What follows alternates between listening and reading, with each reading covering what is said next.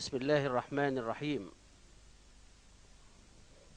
باب فمن تمتع بالعمرة إلى الحج فما استيسر من الهدي، فمن لم يجد فصيام 3 أيام في الحج و7 إذا رجعتم، تلك 10 كاملة، ذلك لمن لم يكن أهله حاضر المسجد الحرام. حدثنا إسحاق بن منصور أخبرنا النضر أخبرنا شعبة حدثنا أبو جمرة قال: سألت ابن عباس رضي الله عنهما عن المتعة فأمرني بها، وسألته عن الهدي فقال: فيها جزور أو بقرة أو شاة أو شرك في دم. قال: وكأن ناسا كرهوها فنمت فرأيت في المنام كأن إنسانا ينادي: حج مبرور ومتعة متقبلة. فأتيت ابن عباس رضي الله عنهما فحدثته فقال: الله أكبر، سنة أبي القاسم صلى الله عليه وسلم. قال: وقال آدم ووهب بن جرير وغندر عن شعبة: عمرة متقبلة وحج مبرور. الحديث واضح بوضوح الشمس، باين فيه انه فيه ناس كانت بتعترض على المتعة، وهو الخلاف حدث او نقول ما نقدرش نقول عدم الفهم، نقول الشكوك او الشك حصل في ايه؟ في انه النبي صلى الله عليه وسلم لما طلع مع اصحابه وكلهم لا يرى الا الحج، وكان من المعروف ان العمرة في اشهر الحج من افجر الفجور في الجاهلية، واتفاجئوا ان النبي صلى الله عليه وسلم امرهم بفسخ الحج الى العمرة، وانهم يعملوا عمرة وبعدين يهدوا وبعدين يحرموا بالحج يوم 8 ذي الحجة. وكانوا مستغربين ازاي يروحوا عرفة ويروحوا منى وهم متحللين التحلل الاكبر. وقال لهم النبي صلى الله عليه وسلم انه لو لم يسق الهدي لاهل بالايه؟ بالعمر. طيب، وبعدين النبي صلى الله عليه وسلم في خلاف في حجته، زي ما قلنا بعض الناس يقول متمتعا سائقا للهدي، عشان كده ما فكش، وناس تقول انه كان مفردا بالحج فقط، وناس تقول كان قارنا. ف وبعدين عمرة السيدة عائشة اللي حدثت، والناس بقى بتفتي وبتصعب بدل ما تسهل وتيسر، بتصعب الامور على الخلق. والحج مشقة وصعب طبيعي مهما عملت المملكة العربية السعودية من أنفاق وكباري وطرق وتسهيلات وتيسيرات، الناس بتكتر، مش طبيعي، الناس بتكتر. فهو مشقة، ما فيش شك مشقة. فالعمرة هنا بقى باين ان في ناس اعترضت عليها.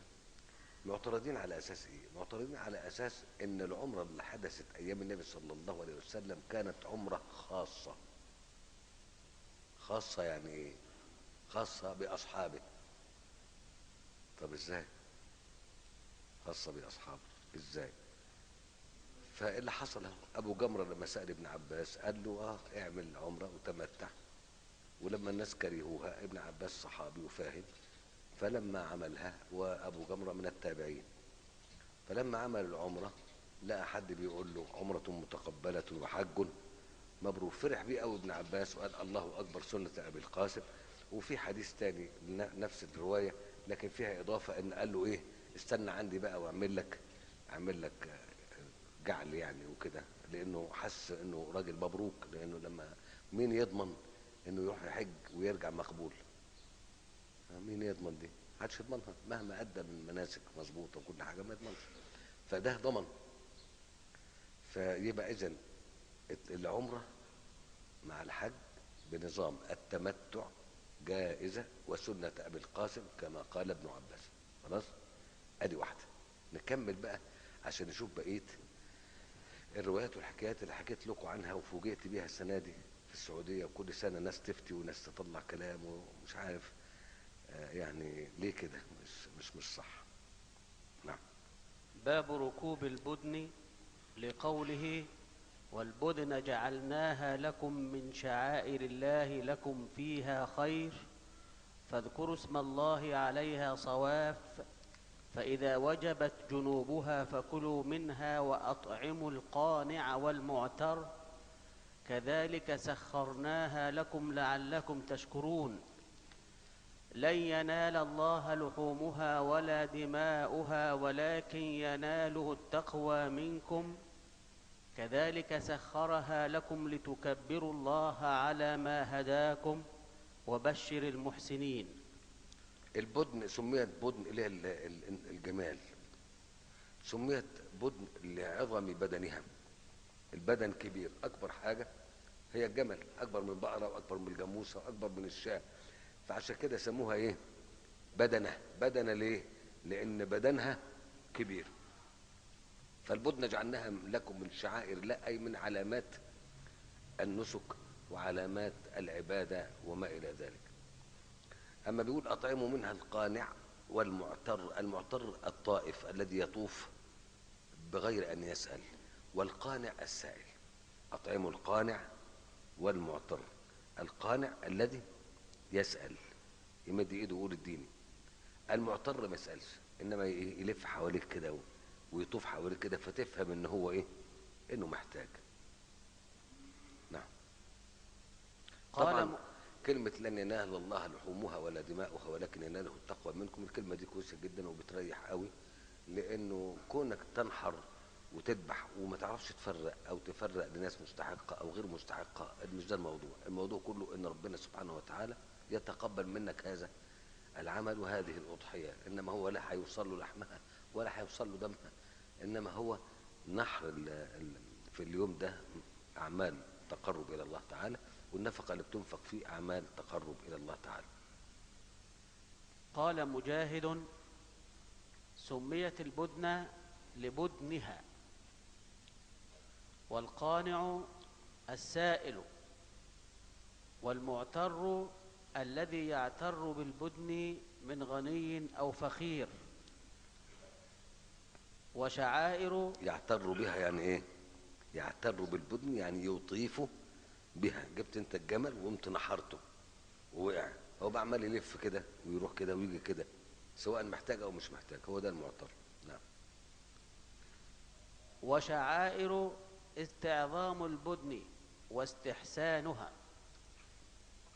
والعتيق عتقه من الجبابرة، اللي هو البيت العتيق. يعني البيت العتيق عتيق ليه؟ لانه عتق من الجبابرة، زي ما حصل مع اصحاب الفيل وكده. ويقال وجبت سقطت إلى الأرض. وجبت جنوبها، فاذا وجبت جنوبها عشان تنحر قائمة، ما تتذبحش وهي نايمة على جنبها زي البقرة وزي الشاة.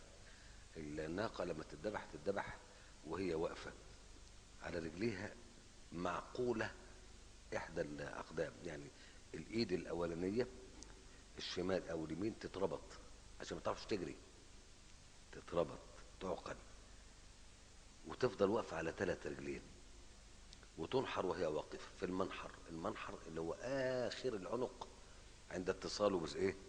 بالصدر، بعظام الصدر. في حتة هنا ثغرة، حتى عند البني آدم تلاقي في حتة هنا داخلة لجوه، هي دي الحتة دي اسمها إيه؟ الثغرة ده. فتنحر فيها كده بالمدية أو بالخنجر فتقع. فإذا وجبت جنوبها أي سقطت على جنوبها، على الجنب، خلاص يبقى في الحالة دي بقى هتسلخ وتقطع. ويقولوا وجبت الشمس يعني غربت الشمس. ومنه وجبت الشمس. حدثنا عبد الله بن يوسف أخبرنا مالك عن أبي الزناد عن الأعرج عن أبي هريرة رضي الله عنه أن رسول الله صلى الله عليه وسلم رأى رجلا يسوق بدنه فقال: اركبها. فقال إنها بدنة، فقال اركبها. قال إنها بدنة، قال اركبها ويلك، في الثالثة أو في الثانية. في حجة الوداع النبي صلى الله عليه وسلم شاف واحد من الناس من الصحابة بيحج راخر وماسك الناقة وماشي بيها، قال له اركب بدل ما تمشي وتتعب وتحج ماشي، طب ما تحج راكب. فقال له ده انا مقدمها هدية للبيت من الشعائر الهدي بتاعه يعني. قال له طب ما اركب، قال له ده هدية، قال له اركب.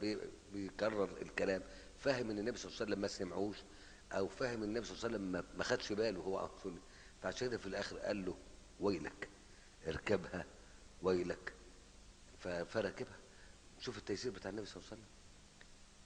عشان كده ربنا بيقول فيها ايه؟ والبدن جعلناها لكم من شعائر الله لكم فيها خير. اهي انك تركبها وانك تنتفع بلبنها وانك تنتفع بيها لحد ما توصل لمحلها، لكم فيها خير فاذكروا اسم الله عليها صواف. صواف يعني ايه؟ مصفوفة الاقدام، واقف على 3 رجلين ومربوطة الرابعة، فاذكروا اسم الله اللي هو بسم الله والله اكبر ساعة ما تيجي تذبح، صواف واقفة على رجلين. فاذا وجبت جنوبها وسقطت بقى على جنبها كلوا منها واطعموا القانع والمعتر. نعم.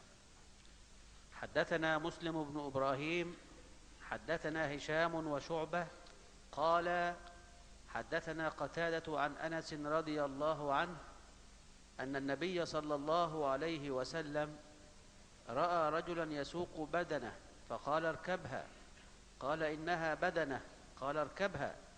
قال إنها بدنة، قال اركبها 3. باب من ساق البدن معه.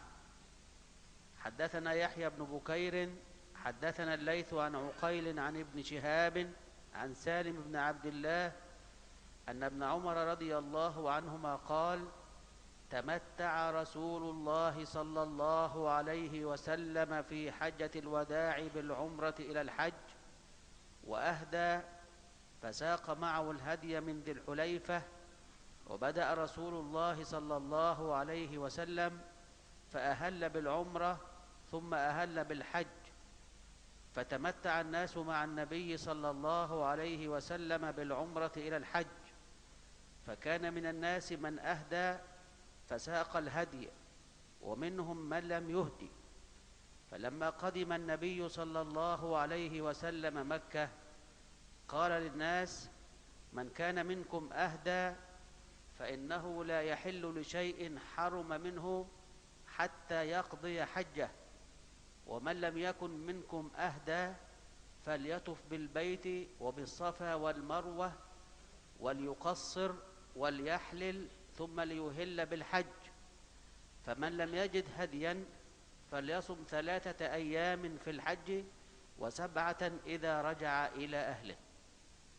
فطاف حين قدم مكة واستلم الركن أول شيء ثم خب 3 أطواف ومشى 4 فركع حين قضى طوافه بالبيت عند المقام 2 ثم سلم فانصرف فأتى الصفا فطاف بالصفا والمروة 7 أطواف ثم لم يحلل من شيء حرم منه حتى قضى حجه ونحر هديه يوم النحر وأفاض فطاف بالبيت ثم حل من كل شيء حرم منه وفعل مثل ما فعل رسول الله صلى الله عليه وسلم من أهدى وساق الهدي من الناس.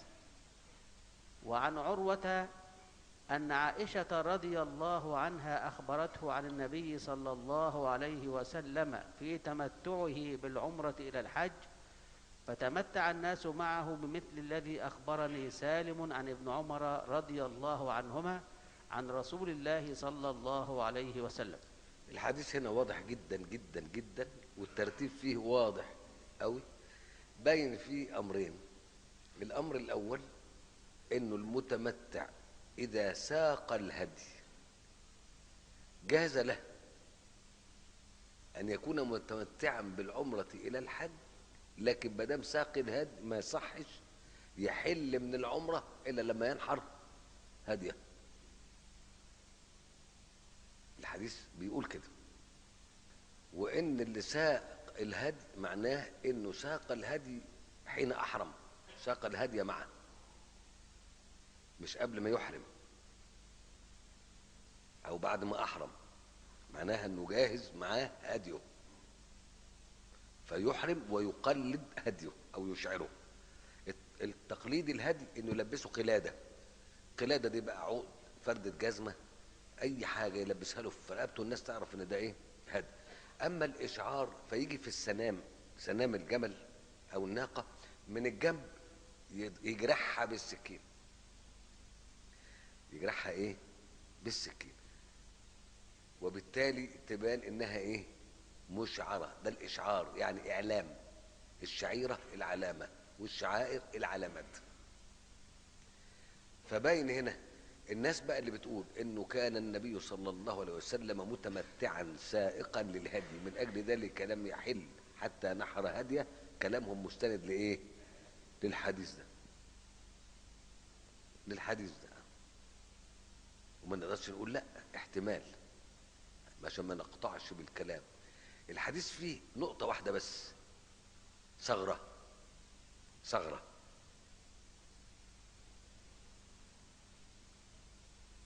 ترفض الكلام ده. ايه هي الثغرة دي؟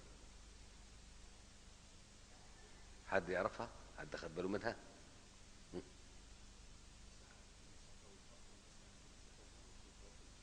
ايوه، اهي دي.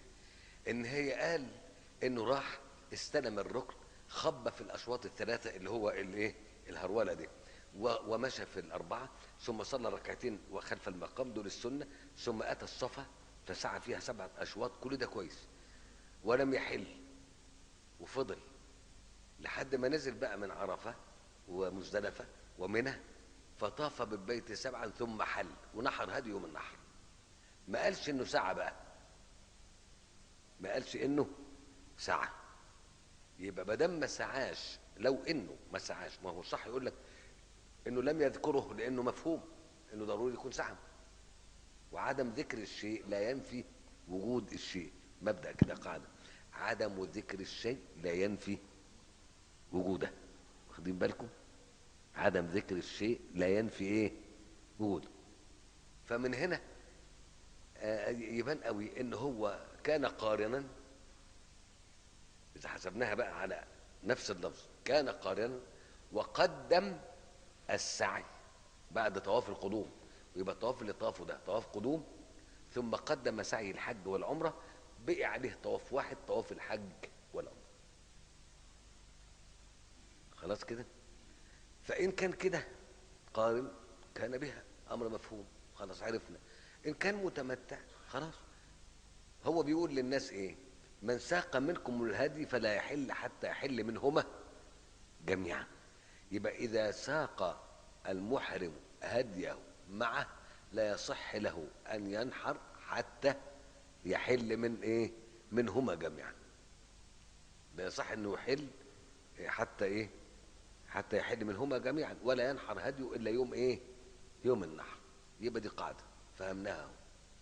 ولا تحرقوا رؤوسكم حتى يبلغ الهدي محل.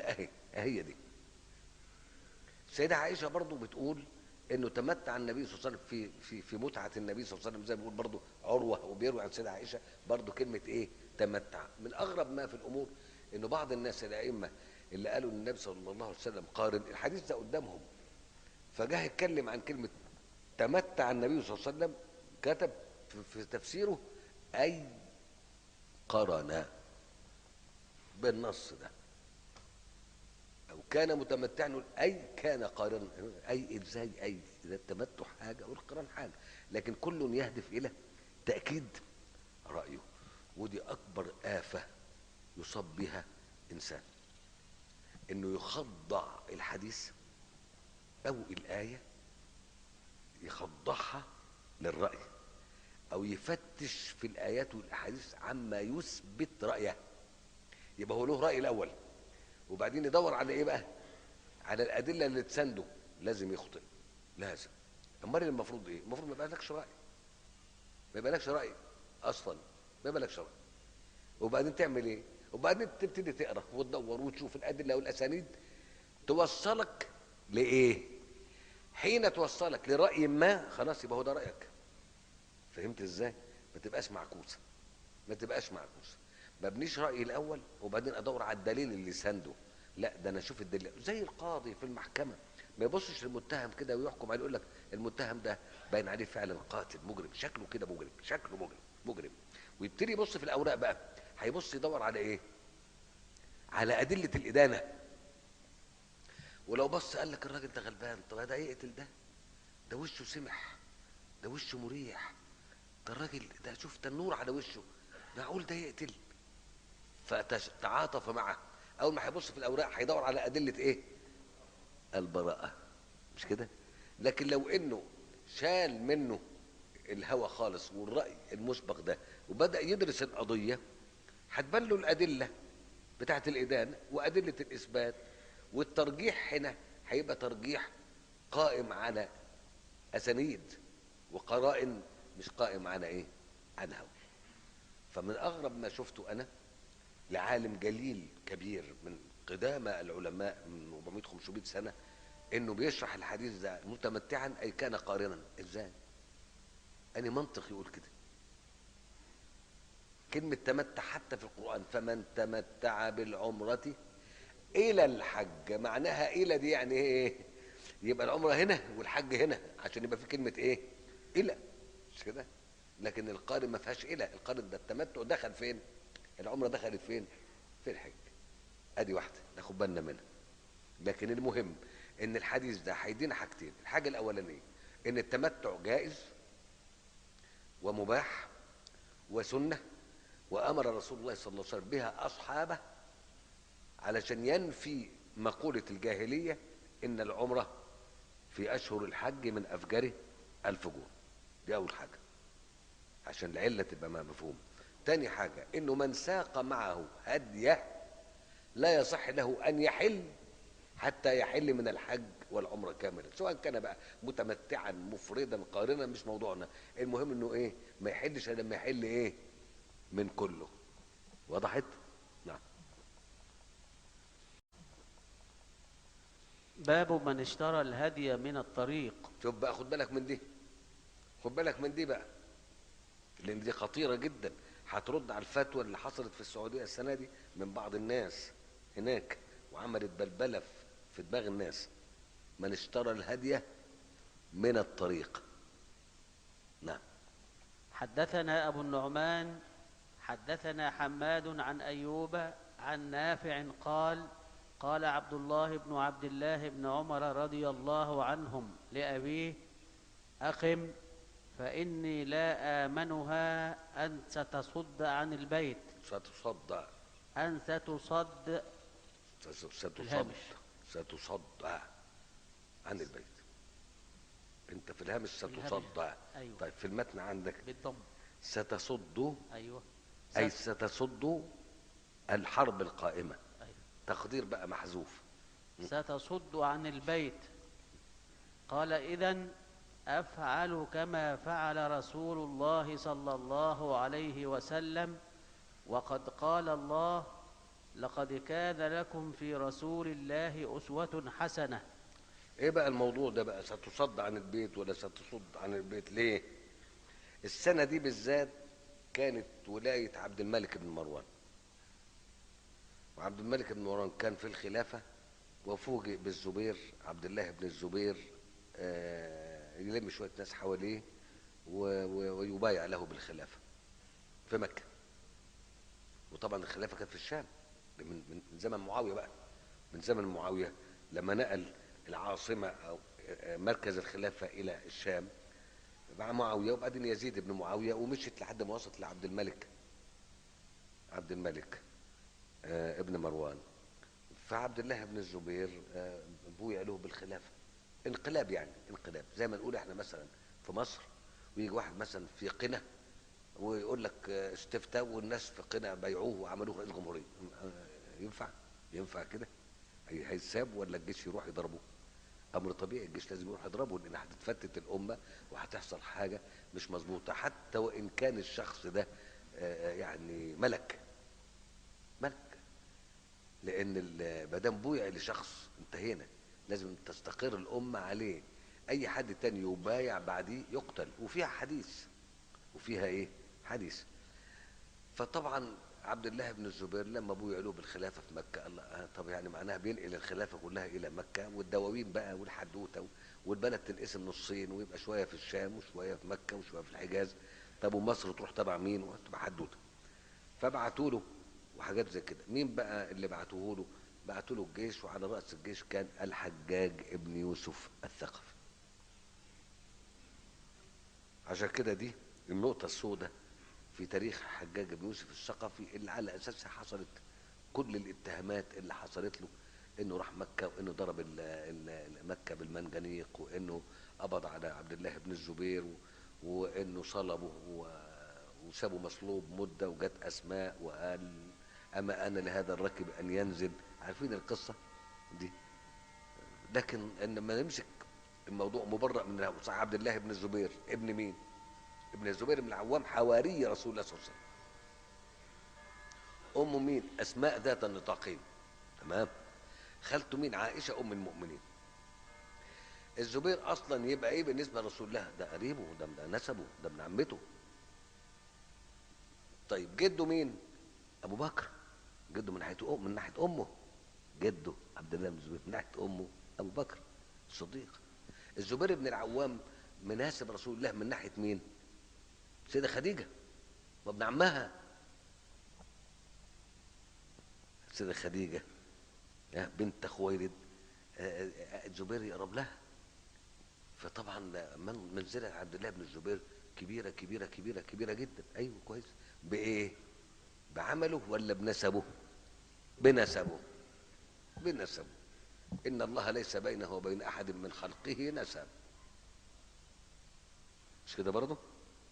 فطبعا التعاطف مع ابن الزبير خلى الناس تمسك على الحجاج بن يوسف. الحجاج بن يوسف جابوا الخليفه وقالوا تعالى الحق الراجل ده في مكه بيعمل كذا كذا، مكه دي بلد حرام وما يصحش يحصل فيها قلاق. بيروح فاهم، راح قال له بقى تعالى يا ابني اطلع وبلاش الكلام ده. ما رضيش. سأل امه، قال لها يما اعمل ايه؟ قالت له اذا كنت فاهم انك على الحق استمر عليه، لانه ضربة صوت، ضربة صوت، ضربة سيف في عز خير من ضربة صوت في ذل. شوف المنطق. هي ما تعرفش انت بتعمل كده انت صح ولا غلط. هي بتتكلم كمنطق سليم، بنت الصديق، وعارفه وفاهمه. انت على الحق، اوعى تتنازل عن الحق مهما لقيت في سبيله. انت على الباطل ارجع. فقالته ضربة سيف في عز خير من ضربة صوت في ايه؟ في ذل. قال لها اخاف يا ام ان يصلبوني ويمثلوا بي. قالت له وما يضير الشاة هل يضير الشاة سلخها بعد ذبحها؟ الشجاعة بتعلمه الشجاعة والاخلاق. هو بقى الناس قالت له ايه، هو نيته ايه، دي حاجات بتاعت ربنا، احنا ما نقدرش نحكم عليه ولا نقدر ننطق بكلمه نقول هو غلط ولا صح. افضل الى ما قدمه من عمل. وده صحابي، ما نقدرش نتكلم في الصحابه ولا في ابنائهم ولا في حالهم، ولا ما نقدرش نتكلم. لكن احنا بنتكلم كتاريخ يعني، عشان ما نتحيز لحد ضد حد، نسيب التاريخ ما نعرفش اذا كان صادق ولا لا. وانا قلت الكلام ده قبل كده كتير قوي. اكذب الكتب كتب التاريخ، اكذب الكتب كتب ايه؟ التاريخ. لان المؤرخ بيكتب ايه؟ بهواه بدماغه، وبيكتب في عصر يرضي فيه ايه؟ حاكم العصر. المهم ده الموضوع باختصار، بعدين لما نتكلم في الحاجات دي. لكن احنا دلوقتي بنقول ايه السبب. بيقول عبد الله بيقول لابوه عبد الله ابن عمر هتصد عن البيت. قال له والله لنا في رسول الله اسوة حسنة. النبي راح عليه الصلاه والسلام يعمل عمره، فلما راح يعمل عمره عام الحديبيه صدوه. لما صدوه عمل ايه؟ نحر هديه ورجع.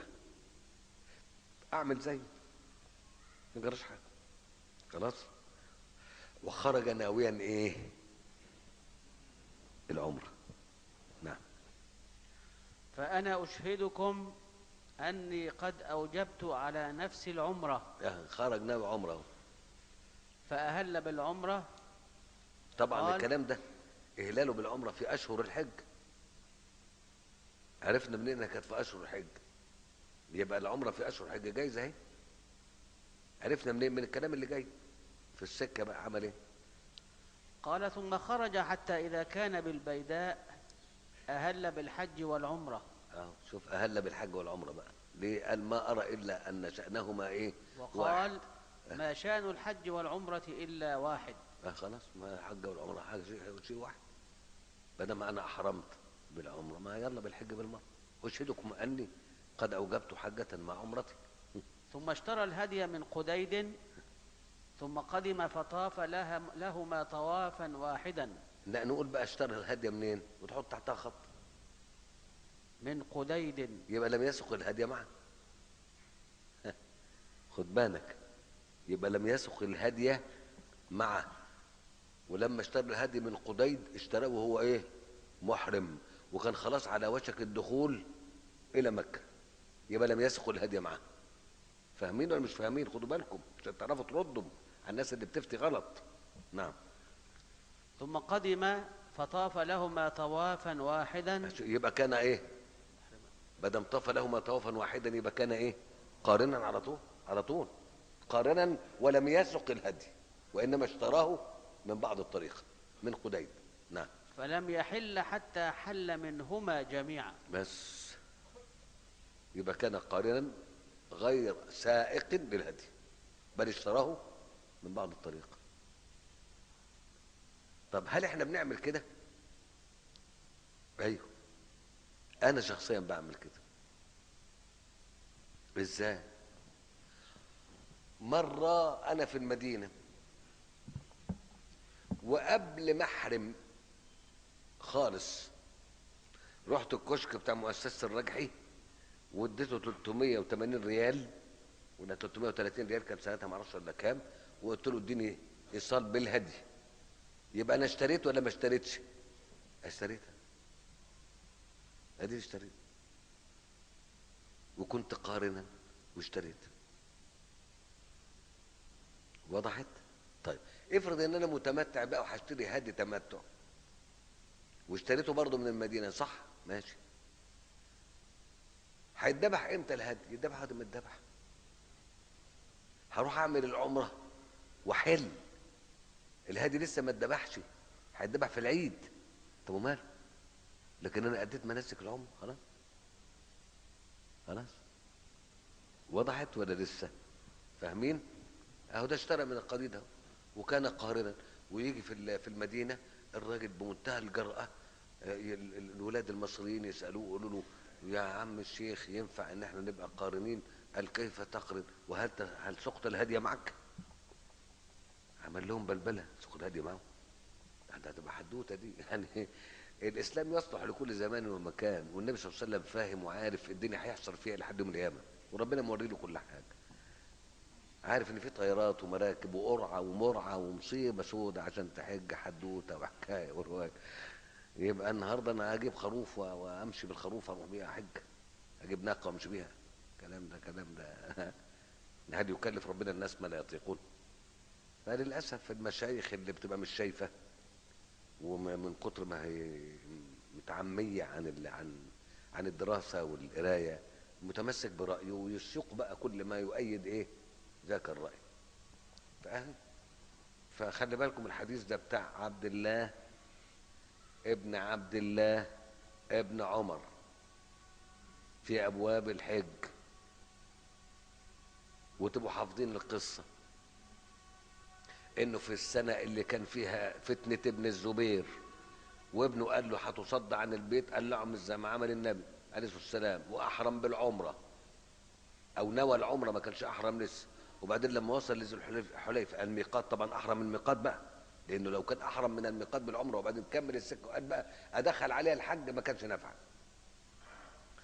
فدخل الحج مع العمره بقى قارن، وبعدين اشترى الهدي من قديد. اشترى الهدي منين؟ من قديد. يبقى اشترى من السكه. وهو دخل مكه وطاف لهما طوافا واحدا وخلاص، وسعيا طبعا واحدا، يبقى كان قارنا ولم يسق معه ايه؟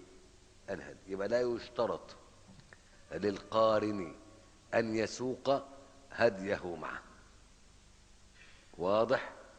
وانما من ساق الهدي معه لا يصح له ان يحل حتى يحل من العمرة والحج معا، قارنا كان او متمتعا كان. وضحت؟ نعم. باب من أشعر وقلد بذي الحليفة ثم أحرم. وقال نافع: كان ابن عمر رضي الله عنهما إذا أهدى من المدينة قلده وأشعره بذي الحليفة، يطعن في شق سنامه الأيمن بالشفرة، ووجهها قبل القبلة باركة. خدت بالك بقى؟ يبقى اذا كان هيهدي من المدينه بياخد الناقه معاه ويروح ذي الحليفه اللي هو الميقات، يشعرها بانه يطعن بالضم، الطعن بالرمح وبالسكين، يطعن بالراي. وساعات ناس قالت الاثنين واحد، لغتان بمعنى واحد، يطعن ويطعن، وناس فصلتها يطعن بالرمح، يطعن باللسان، يجي بالشفره اللي هي الموس، وفي السنام في الجنب وهي متجهه الى القبله يشعرها ويحرم من ذي الحليفه. يبقى ساق الهدي مع هي لا يحل بقى الا ايه؟ بيحل من كله، من الحج والعمره. نعم. حدثنا أحمد بن محمد أخبرنا عبد الله أخبرنا معمر عن الزهري عن عروة بن الزبير عن المسور بن مخرمة ومروان قال: خرج النبي صلى الله عليه وسلم من المدينة في 19 من أصحابه، حتى إذا كانوا بذي الحليفة قلد النبي صلى الله عليه وسلم الهدي وأشعر وأحرم بالعمرة. اهو ده ساق الهدي اهو بقى، وساقه منين؟ من الميقات اهو، اشعره وقلده واحرم من ميقات اللي ذي الحليفه اللي بير علي. حدثنا أبو نعيم حدثنا أفلح عن القاسم عن عائشة رضي الله عنها قالت: فتلت قلائد بدن النبي صلى الله عليه وسلم بيدي، ثم قلدها وأشعرها وأهداها، فما حرم عليه شيء كان أحل له. باب فتل القلائد للبدن والبقر. ازاي بقى؟ الحديث ده مش واضح. لو كان قلدها واشعرها فلم يحرم عليه شيء يبقى ما احرمش على طول، لانه لو كان احرم كان يحرم عليه، صح؟ مش واخدين بالكم انتوا؟ اصحى اصحى، قول تاني الحديث.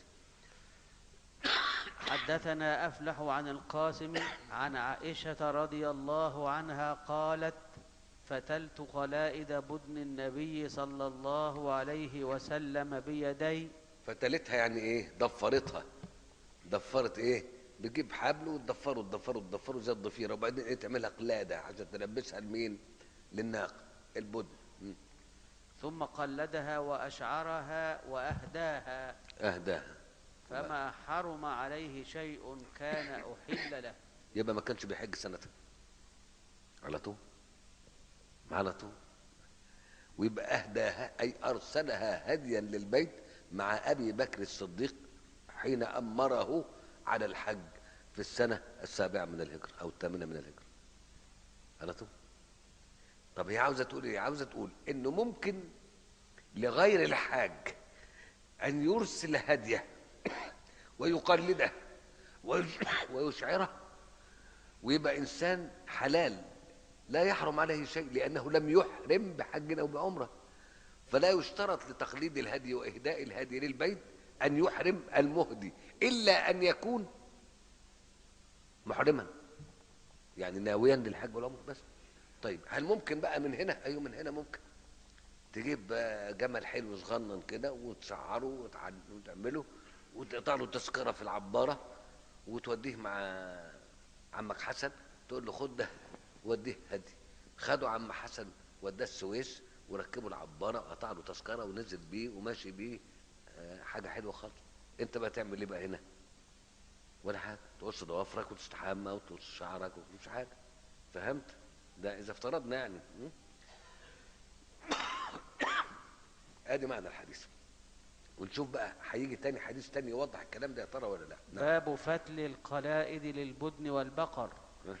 حدثنا مسدد حدثنا يحيى عن عبيد الله قال أخبرني نافع عن ابن عمر عن حفصة رضي الله عنهم قالت قلت يا رسول الله ما شأن الناس حلوا ولم تحلل أنت؟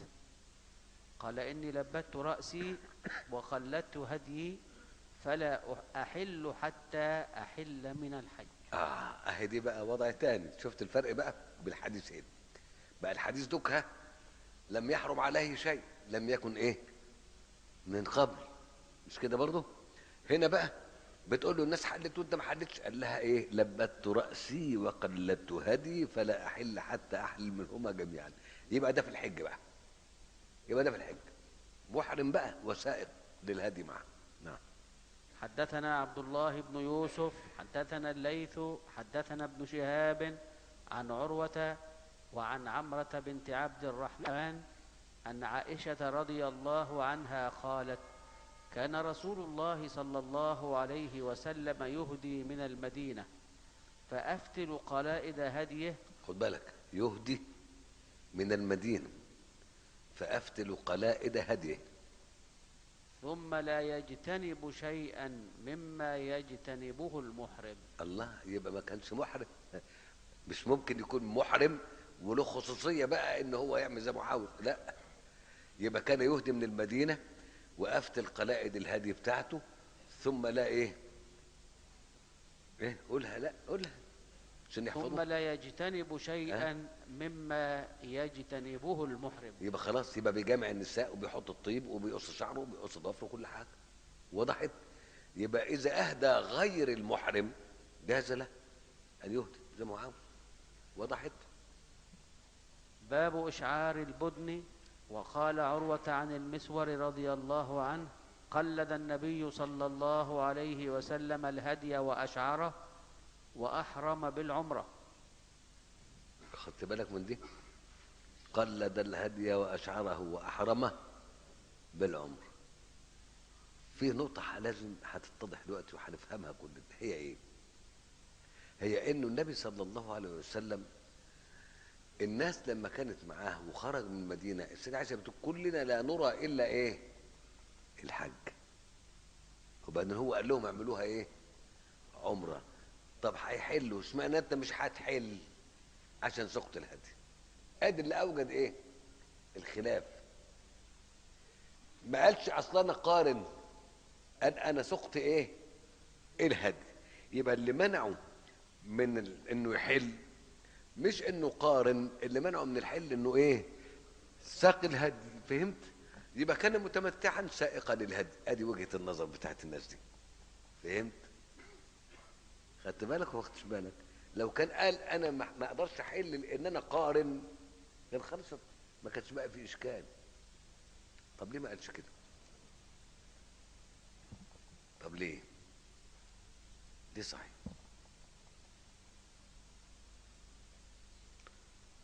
القرآن كمان في حاجة كتير قوي كده، زي وامسحوا برؤوسكم. طب ما قالش ليه ببعض رؤوسكم؟ طب ليه ما قالش رؤوسكم؟ ليه البه دي؟ طب ليه؟ ليه ما اوجدت خلاف؟ وآيات كتير بقى في القرآن كده، زي ما بنقول على المنبر ناس قالت كذا وناس قالت كذا وناس قالت كذا، وتلاقي ده ماشي كده وده ماشي كده، ويقول لك القرآن حمال ايه؟ وجوه. ليه؟ ليه؟ انا قلت قبل كده، فاكرين؟ قلت قبل كده، قلت لانه في سببين مهمين جدا انا اعتقد وجود السببين دول. السبب الاول يتفاضل الناس فيكون منهم العلماء ومنهم المتعلمون ومنهم الهمج. لازم، لانه لو القرآن 1+1=2 جدول ضرب والحديث كله لا يختلف فيه 2 استوى س مع صاد وزيد مع بيت، مش كده؟ خلاص. ما كانش بقى في حد قاعد على الكرسي وناس قاعده على الارض، ما كانش في حد واقف على المنبر وناس قاعده في الجامع، ما فرقتش بقى. فخلاص هتقول لي ايه؟ انت متخيل ان واحد دلوقتي استاذ رياضه، استاذ علم احصاء، يقعد في المدرج ويقول لهم يلا ورايا 2 في 2 ب4، 2 في 3 ب6، كده في الدنيا؟ معقوله؟ طب ما الناس عارفه الكلام ده مش كده برضه؟ فلو كان الحساب كله 2 في 2 ب4 ما كانش بقى فيه استاذ رياضه وبقى فيه تلميذ. فهمنا؟ ادي السبب الاول، ان يتفاضل الناس. السبب الثاني امتحان. امتحان ليه؟ امتحان عشان يبان اللي انا قلته من شويه، وهو مين اللي بيدور على الصح ويقرا ويشوف ويدرس عشان يطلع الى الراي، ومين اللي بيقول الراي وبعدين يفتش ويدور ويجيب ويشد الايات والاحاديث عشان تاكد ايه كلامه. مين اللي عاوز الحق ويسعى اليه، ومين اللي عاوز يبان هو ويقول انا هو ويظهر بين الناس. بس فهمنا ازاي؟ كان الناس أمة واحدة. يعني ايه؟ على دين واحد، على رأي واحد، على كلمة واحدة، على اتفاق واحد. كان الناس أمة واحدة فبعث الله النبيين مبشرين ومنذرين وأنزل معهم الكتاب بالحق ليحكم بين الناس فيما اختلفوا فيه. وما اختلف فيه إلا الذين أوتوه من بعد ما جاءتهم البينات بغيا بينهم فهدى الله الذين آمنوا لما اختلفوا فيه من الحق بإذنه. أهدي. شفت ازاي بقى؟ يبقى لازم يحدث الخلاف. لما يحدث الخلاف في ناس صادقة عاوز الحق فيهديهم الله لما اختلف فيه ويسيبهم على مجهودهم في البحث والسعي للوصول للحق، وفي ناس عاوزة ايه؟ تظهر وتقب في وسط العالم وخلاص يبقى له رأي والناس تمشي وراه ويقول ايا كان رأي غلط رأي صح تبان. فبقول انه المسائل ما هياش جدول ضرب، ما هياش 1 زائد 1 يساوي 2 عشان يحصل الخلاف، والخلاف يثري الفكر للمخلصين ويتميز الناس ويصبح هناك علماء وهناك أفاضل وهناك وهناك وإلى آخره. في الوقت نفسه تبقى فتنة واختلاف. عشان كده أهو لما قالوا له أنت ما حلتش ليه؟ ما بال الناس حلوا وأنت لم تحلل يا رسول الله؟ قال إيه؟ لبت رأسي وقلدت هدي. ده اللي منعه، ده اللي منعه. وفي حديث تاني لولا أني سقت الهدي لأهللت بالعمرة. شفت بقى اهي. يبقى ما هلش بالعمرة، يبقى ما هلش بالعمرة. فاهم ولا مش فاهم؟ خد بالك. ما هي كده وكده. اما تدور هنا وتدور هنا وتدور هنا وتجيب دي وتجيب دي وتجيب دي توصل للحق فين؟ لكن لو انت عاوز تقول رأي معين هتجيب الحديث خلاص اهو تمتع رسول الله صلى الله عليه وسلم وتروح جايب لي الحديث بتاع مين؟ بتاع عبد الله بن عمر وبتاع عروة عن عائشة وخلاص تسكت. لو انت عاوز توصل للحق تعمل ايه؟ تجيب كله. طب هنا قال لي اني لبت رأسي وقلدت ايه؟ هدي. يبقى كان سائقا للهدي، ده اللي منعه بس، لكن كان محرما بالعمره. طب ونعمل ايه في الحديث الثاني بتاع لولا اني سقت الهدي لا ايه؟ لاهللت بالعمره. يبقى لم يهل بالعمره، اما الهل بايه؟ شفت؟ تجيب دي وتجيب دي وتجيب دي وتجيب دي وتجيب دي تقوم واحده من الاتنين يا توصل يا تقول ايه؟ الله اعلم. يحتمل كذا ويحتمل كذا ويحتمل كذا ويحتمل كذا، ويبقى في الحاله دي ما دام احتمل اكثر من وجه يبقى كله ايه؟ صح. فهمت ولا لسه؟ جيب آية القرآن من حيث إعراب الكلام، إعراب اللغة أو اللفظ. يحتمل كده صح؟ أيوه. يحتمل كده صح؟ أيوه. ويحتمل كده صح؟ أيوه. خلاص ما دام احتمل ده كله يبقى كله ايه؟ صح. انما لو احتمل حاجه وما احتملش حاجه يبقى اللي ما احتملهاش اللفظ ايه؟ غلط. فهمناها يا جماعه ولا ما فهمناش؟ ادي السعه في الاسلام والرحمه، ان ربنا موسع علينا موسع علينا. طب ونضايق على نفسنا ليه؟ ما دام ده صح وده صح وده صح وده جايز وده كذا ويحتمل كذا ويحتمل كذا، ويبقى في الحاله دي ما دام احتمل اكثر من وجه يبقى كله ايه؟ صح. فهمت ولا لسه؟ جيب آية القرآن من حيث إعراب الكلام، إعراب اللغة أو اللفظ. يحتمل كده صح؟ أيوه. يحتمل كده صح؟ أيوه. ويحتمل كده صح؟ أيوه. خلاص ما دام احتمل ده كله يبقى كله إيه؟ صح. انما لو احتمل حاجه وما احتملش حاجه يبقى اللي ما احتملهاش اللفظ ايه؟ غلط. فهمناها يا جماعه ولا ما فهمناش؟ ادي السعه في الاسلام والرحمه، ان ربنا موسع علينا موسع علينا. طب ونضايق على نفسنا ليه؟ ما دام ده صح وده صح وده صح وده جايز وده جايز وده جايز وده جايز، طب ما خلاص بقى، طب ما خلينا في الوسع، خلينا في الوسع. ربنا واسع واسع وموسع علينا. نعم.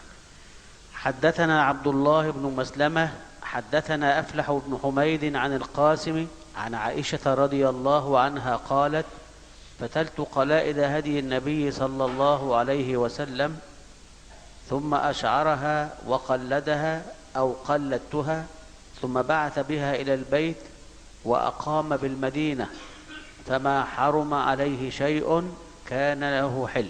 ايه رأيكم بقى؟ ايه رأيكم بقى في الحديث ده؟ ايه؟ مش في حديث قبل كده فتلت قلائد هدي النبي صلى الله عليه وسلم بيده وقلدها فلم يجتنب شيئا مما يجتنبه المحرم؟ انا مش رديت قلت في الحاله دي ايه؟ خلاص يبقى الحديث واحد، يبقى ما احرمش، وما دام ما احرمش يبقى ما حجش. طب عمل هدي مع مين؟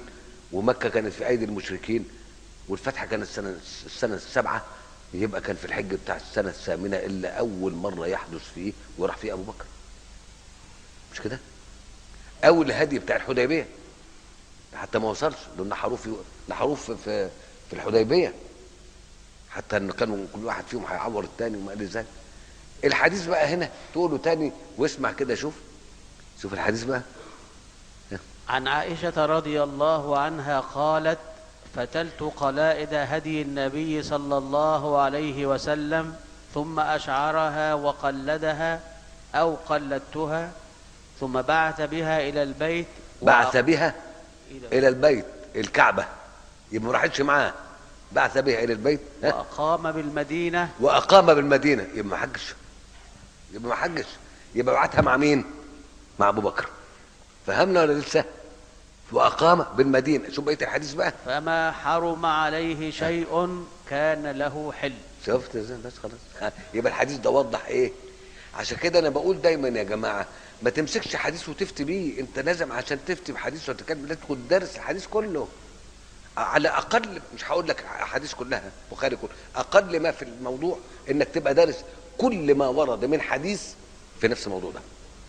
بس انت بتتكلم في حج وعمره، كل ما ورد في الحج والعمره من احاديث سواء في البخاري او في مسلم او في السته الصحاح، لم ده كله وادرس ده كله وبعدين نتكلم.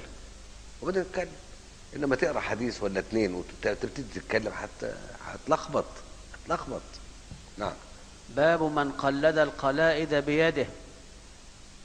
حدثنا عبد الله بن يوسف أخبرنا مالك عن عبد الله بن أبي بكر بن عمرو بن حزم عن عمرة بنت عبد الرحمن أنها أخبرته أن زياد بن أبي سفيان كتب إلى عائشة رضي الله عنها إن عبد الله بن عباس رضي الله عنهما قال: من أهدى هديا حرم عليه ما يحرم على الحاج حتى ينحر هديه. قالت عمرة: فقالت عائشة رضي الله عنها: ليس كما قال ابن عباس، أنا فتلت قلائد هدي رسول الله صلى الله عليه وسلم بيدي ثم قلدها رسول الله صلى الله عليه وسلم بيديه ثم بعث بها مع أبي فلم يحرم على رسول الله صلى الله عليه وسلم شيء أحله الله حتى نحر الهدي. ايه رأيك بقى؟ اهو اما ان قول ابن عباس خطأ والصحابي ممكن يخطئ. ممكن. امتى ما يخطئش الصحابي؟ اذا قال الصحابي امرا او فعل امرا فاقره الصحابة في زمنه في وقته صار سنة وحجة ولا يصح مخالفة ذلك الامر. واضح؟ اما اذا اختلف الصحابة في امر ما بقاش حجة. زي ده ابن عباس بيقول اللي يهدي هدي للكعبة ما يعملش حاجة لحد الهدي ما يتنحر، يبقى زي المحرم. عائشة قالت الكلام ده ازاي؟ بيقول الكلام ده منين؟ جايبه منين؟ طب مين ادرى هنا بقى؟ ما هو ساعات في احاديث ممكن ابن عباس ممكن عائشة وتقول لا ابن عباس هنا ادرى. مين هنا أدرى؟ عائشة. ليه؟ في البيت بقى، في البيت، والمحرم يحرم عليه حاجات في البيت ما حدش ياخد باله منها، اللي يعرفها مين؟ اللي في البيت. فهمت؟ انت شايفه في الجامع، ما انت شايفه فين؟ في البيت. اللي شايفاه في البيت بتقول ما حرمش عليه حاجه. هي قصدك ليه؟ لانه اللي بيحرم على المحرم انتوا عارفين اهم حاجه، مش كده؟ طب لما الزوجه تقول ما حرمش عليه حاجه، خلاص تعظيم سلام، هي ادرى بقى. انت شايفني في الجامع، انت مش شايفني في البيت. فهمت ازاي؟ ها؟ لكن لو ان الفعل حدث في المسجد وابن عباس واقف مع الناس المصلين، سيدة عائشه حدث حاجه، ابن عباس قال حاجه، هنقول لا، ابن عباس في الحاله دي ايه؟ علم وهي لم تعلم، راى وهي لم ترى. فهمت؟ ده الاحتمال الاول. الاحتمال الثاني ان ابن عباس لما قال فهموه غلط، قال لهم من اهدى للبيت شيء يحرم عليه كل شيء لحد ما ينحر هديه. قصده ايه؟ اي من ساق معه الهدي. ان كان قصده كده يبقى خلاص. ان كان قصده زي ما فهمت عمرو وراحت سالت سيدة عائشه، يبقى خلاص بقى، يبقى هو كان فاهم ايه؟ خطأ، ما يجراش حاجه، وتصحح له عائشه الخطأ. وحصلت كتير مع بعض الناس، وكانوا يقعدوا يحكوا الحواديت والحديث جنب اوضتها، اذا سكتت يبقى كلام ماشي، في حاجه تروح مزعقه لهم من ورا الايه؟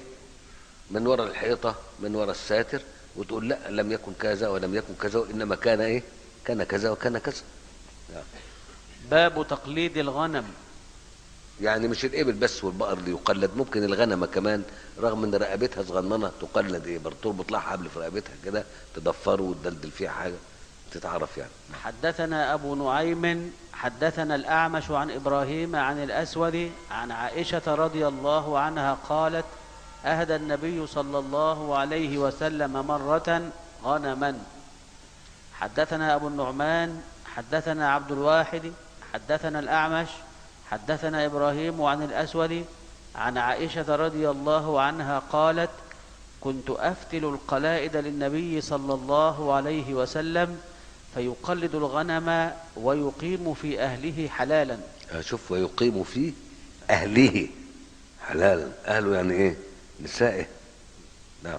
حدثنا أبو النعمان حدثنا حماد حدثنا منصور بن المعتمر وحدثنا محمد بن كثير أخبرنا سفيان عن منصور عن إبراهيم عن الأسود عن عائشة رضي الله عنها قالت: كنت أفتل قلائد الغنم للنبي صلى الله عليه وسلم فيبعث بها ثم يمكث حلالا.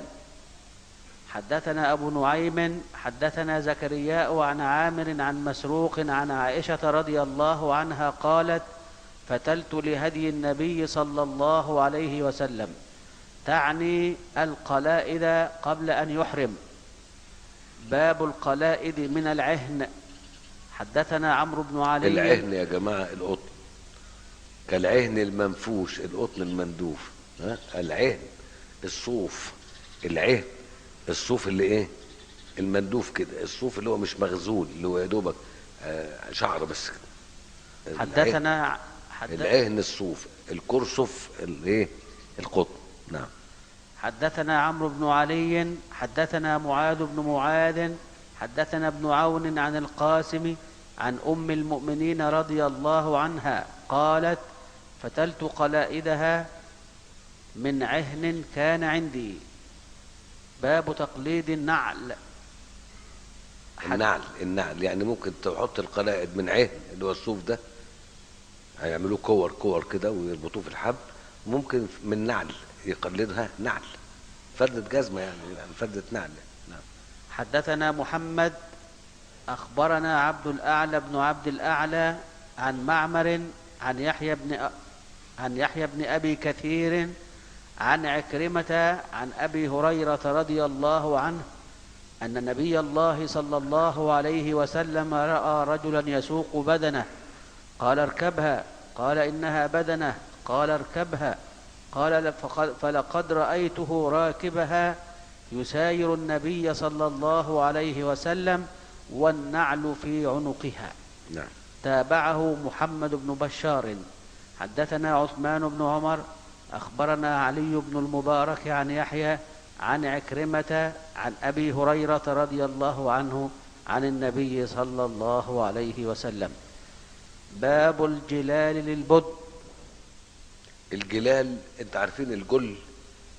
الجل اللي هو الفرشة اللي بتتحط على ظهر الفرس او على ظهر الناقة. الفرشة تتحط كده، اللباد ده زي اللباد كده، وبعدين يتحط عليه ايه؟ السرج. ها؟ نعم. وكان ابن عمر رضي الله عنهما لا يشق من الجلال إلا موضع السنام. الجلال بقى دي اللي هي الفرشة اللي بتتحط عليه عشان ما يبوظ الجل ده. يقوم يعمل ايه؟ يجي عشان هيشعر البدنة. ما هو لو اشعرها وشق السنام كده وبعدين حط الجل عليه، الناس ما شافتش ايه؟ الشعيرة ما تعرفش انها ايه؟ هدي. يقوم يجي يشق من الجل مكان الشق بتاع السنام. يقوم لما يبقى الجل باين مشقوق كده ويبان ايه؟ الدم والجرح بتاع السنام، يقوم الناس تعرف ان هو ايه؟ ان هو مشعر. ها؟ البدن ايه؟ مشعر او مهدى. فلا يشق من الجل الا موضع ايه؟ السنام، بس عشان يبان كده. وبعدين لما بعد كده بينحروها يتصدقوا بالجلال دي رخرة، يتصدقوا بيها بالجلال ويشيلوها قبل النحر عشان ما تتلوثش دم، عشان ما تتوسخش. اتلاف المال مش مطلوب. نعم. وإذا نحرها نزع جلالها اهي. مخافة أن يفسدها الدم. شفت؟ ثم يتصدق بها. فإذا نحرها نزع جلالها إلى الفرشة دي بيسموها اللباد دي، زي اللباد دي، ينزعها عشان ما يفسدهاش الدم، وبعدين يتصدق بها. نعم. حدثنا قبيصة حدثنا سفيان عن ابن أبي نجيح عن مجاهد عن عبد الرحمن بن أبي ليلى عن علي رضي الله عنه قال: أمرني رسول الله صلى الله عليه وسلم أن أتصدق بجلال البدن التي نحرت وبجلودها. شوف ازاي يتصدق بالجلال وبالجلود، وما يصحش تدي الجزار اجرته منها، وهتيجي في الحديث برضه. نعم. باب من اشترى هديه من الطريق وقلدها. حدثنا إبراهيم بن المنذر حدثنا أبو ضمرة حدثنا موسى بن عقبة عن نافع قال: أراد ابن عمر رضي الله عنهما الحج عام حجة الحرورية. الحرورية اللي هي بيسموها الحرورية، اللي هم زي الخوارج، بيشبهوا الفتنة بتاعت ابن الزبير اللي حصلت بفتنة الخوارج في زمن سيدنا علي، فيسموها الحرورية. نعم. في عهد ابن الزبير رضي الله عنهما، فقيل له: إن الناس كائن بينهم قتال ونخاف أن يصدوك. فقال: لقد كان لكم في رسول الله أسوة حسنة، إذن أصنع كما صنع. أشهدكم أني أوجبت عمرة، حتى كان بظاهر البيداء. قال: ما شأن الحج والعمرة إلا واحد. ظاهر البيداء خارج المدينة يعني، أو ما خرج بره المدينة. أشهدكم أني جمعت حجة مع عمرة، وأهدى هديا مخلدا اشتراه حتى قدم فطاف بالبيت وبالصفا، ولم يزد على ذلك، ولم يحلل من شيء حرم منه حتى يوم النحر، فحلق ونحر، ورأى أن قد قضى طوافه الحج والعمرة بطوافه الأول، ثم قال: كذلك صنع النبي صلى الله عليه وسلم. طوافه الحج والعمرة بطوافه الأول، أي بالصفا والمروة. لكن طواف الإفاضة لازم، انتبهوا لدي. أي طواف، لأنه برضو السعي بيسموه طواف، برضو طواف بين الصفا والمروة. يبقى هو طوافين، طواف قدوم بين طواف إفاضة وسعي، أو المقصود ثم رأى أن قضى طوافه بالطواف الأول اللي هو طواف الإفاضة، خلاص معلوش طواف تاني غير الوداع بقى، اللي هو طواف إيه؟ الإفاضة. هو ده الطواف الأول، لأن الأولاني مش محسوب، الأولاني قدوم تحية يعني. نعم. باب ذبح الرجل البقر عن نسائه من غير أمرهن. يعني ممكن الراجل يهدي عن نسائه بغير امرهن اذا كان الهدي غير واجب، اذا كان الهدي غير واجب. فاهم ازاي؟ يعني بيتطوع، مفيش مانع بيتطوع من اجل مراته. نعم.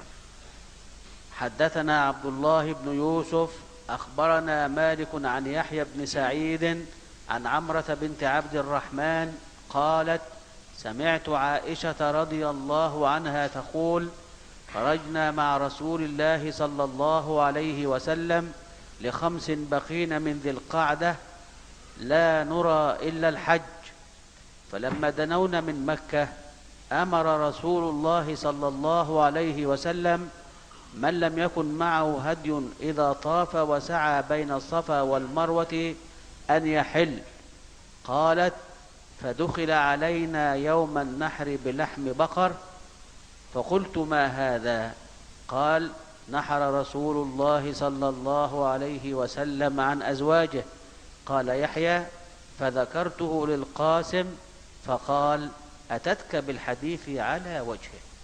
طيب يبقى الهدي ده اللي هو نحره عن نسائه، اما ان هو هدي التمتع ويبقى في الحاله دي هو مكلف بهذا او وكيلهن في هذا، هم ما يعرفوش حاجه، هو بينحر عنهن بغير اذنهن، هم مش عارفين اللي يجب واللي ما يجبش.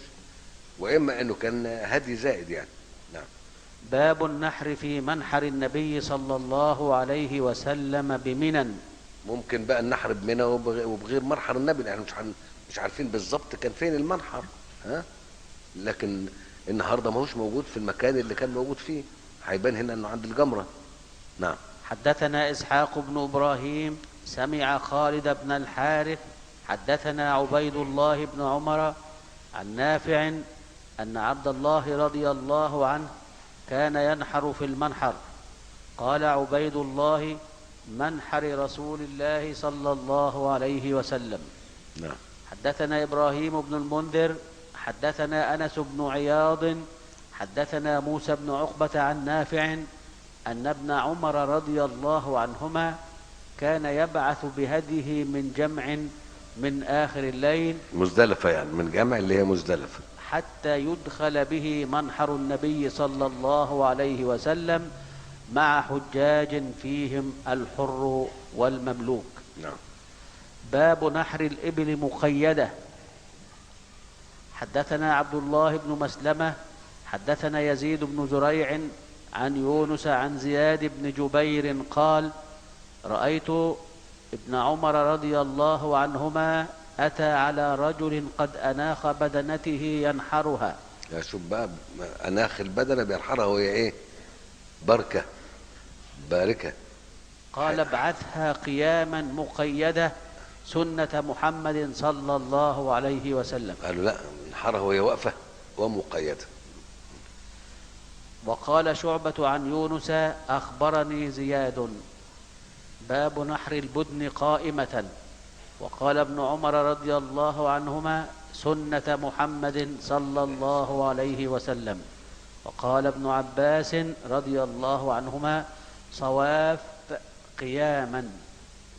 حدثنا سهل بن بكار حدثنا وهيب عن أيوب عن أبي خلابة عن أنس رضي الله عنه قال: صلى النبي صلى الله عليه وسلم الظهر بالمدينة 4 والعصر بذي الحليفة 2 فبات بها، فلما أصبح ركب راحلته فجعل يهلل ويسبح، فلما علا على البيداء لبى بهما جميعا، فلما دخل مكة أمرهم أن يحلوا، ونحر النبي صلى الله عليه وسلم بيده 7 بدن قياما، وضحى بالمدينة كبشين أملحين أقرنين.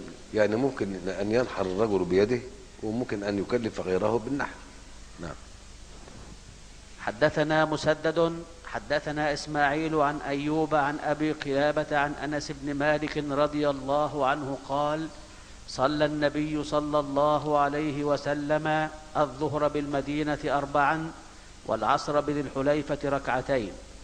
وعن أيوب عن رجل عن أنس رضي الله عنه: ثم بات حتى أصبح، فصلى الصبح ثم ركب راحلته حتى إذا استوت به البيداء أحل بعمرة وحجة. أهل حتى إذا استوت به البيداء أهل بعمرة وحجة. يبقى ايه بقى؟ يبقى كان ايه؟ اهي شفت ازاي؟